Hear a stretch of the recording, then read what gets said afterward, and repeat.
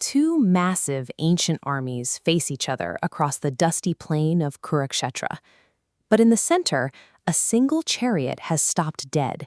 The warrior inside, Arjuna, refuses to fight. Fulfilling his social duty as a soldier requires him to slaughter his own revered elders and preceptors standing on the opposing line. This schematic illustrates the resulting cognitive breakdown. Arjuna is crushed between two mutually exclusive force factors, his kshatriya dharma, or martial duty, and the severe karmic consequences of killing his kin. The contradiction fractures his resolve entirely. Overwhelmed, Arjuna drops his weapons in tears. But his charioteer, Krishna, offers zero emotional consolation. Instead, he delivers a sharp, reproving reprimand. Krishna diagnoses the problem immediately.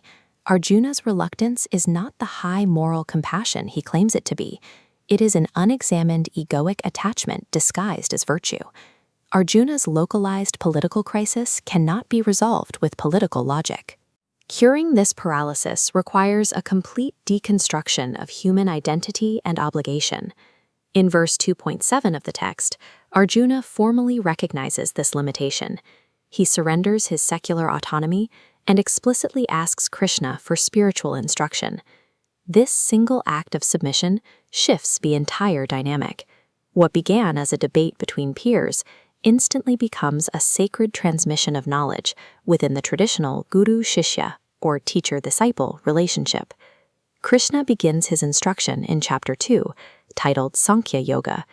This chapter operates as the conceptual linchpin of the entire Bhagavad Gita, encapsulating every core discipline of self-realization the text will explore.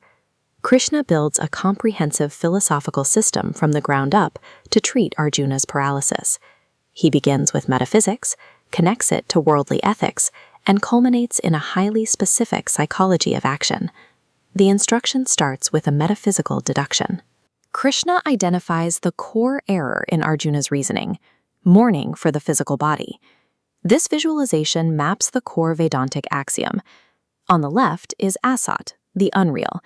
The physical vessel is subject to continuous change, instability, and inevitable dissolution. On the right is sat, the real, atman, eternal consciousness. It is indestructible. Weapons cannot cut it, and fire cannot burn it. Because consciousness is permanent, it moves through different physical states.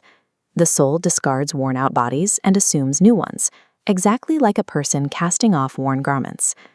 This comparative table maps how philosophical schools interpret this divide. Advaita Vedanta views asat as an ultimate illusion, while Vishishtadvaita sees it as real but transforming matter. Yet both schools agree entirely on the right side, the absolute imperishable nature of sat. Physical sensations, heat, cold, pleasure, and pain, are categorized as temporary byproducts. They only exist because sensory organs temporarily contact external objects. By establishing the absolute permanence of consciousness, the text entirely dismantles the rational basis for Arjuna's grief. The physical death of his elders is a biological transition, not an existential deletion. But understanding eternal consciousness does not erase the demands of the temporary world. Eternal beings must still take action. This flowchart illustrates Vedharma, or individual obligation. Personal duty is a micronode hardwired into the macro maintenance of universal cosmic order. Arjuna's specific obligation is his kshatriya duty. Engaging in a righteous war branches into two outcomes: securing earthly justice and enabling spiritual ascension. Abandoning this duty invites severe karmic consequences. For a leer of Arjuna's stature, retreating from the battlefield guarantees widespread dishonor, a social and moral decay that the text argues is worse than death. To execute this duty without incurring negative karma, Krishna introduces a psychological bridge. This scale represents the necessary mindset. The individual must remain perfectly balanced amidst opposing weights, treating pleasure and pain, victory and defeat as absolute equals. Fulfilling a socially mandated duty with this exact internal detachment ensures that worldly action remains pure, entirely free from karmic pollution.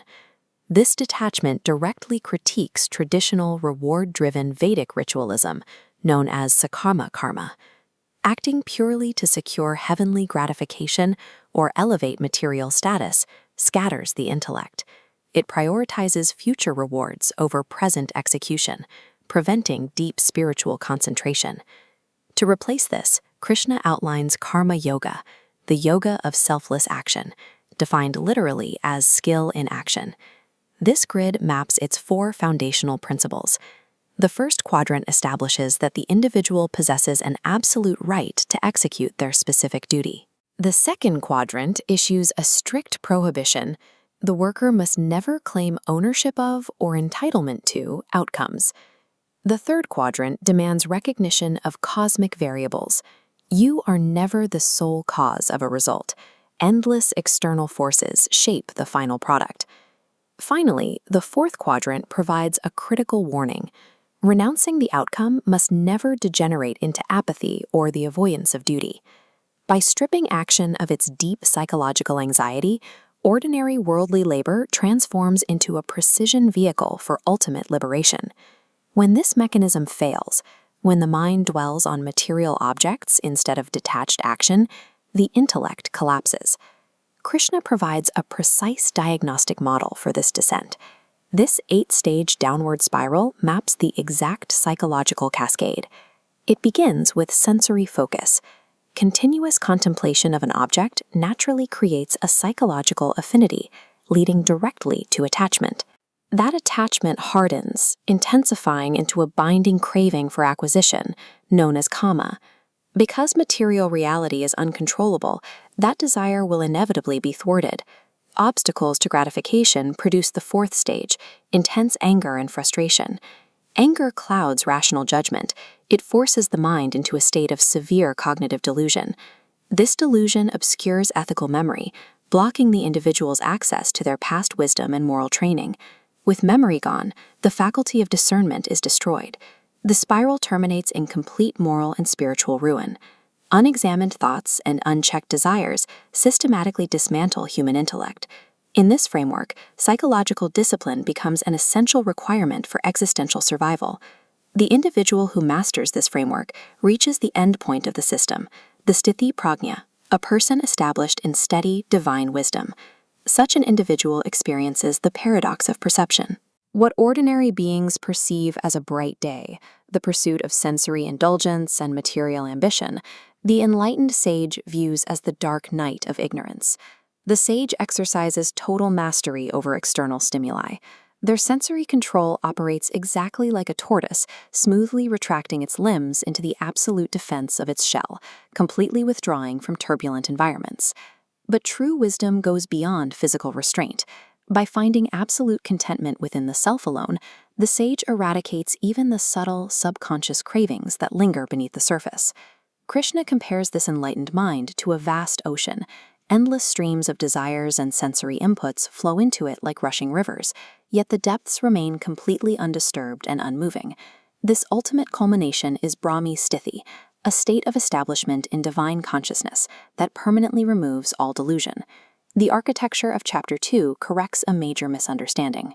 True spiritual liberation, or moksha, is achieved through cognitive reorientation rather than ascetic withdrawal, allowing an individual to execute the most demanding worldly duties while remaining anchored in eternal peace.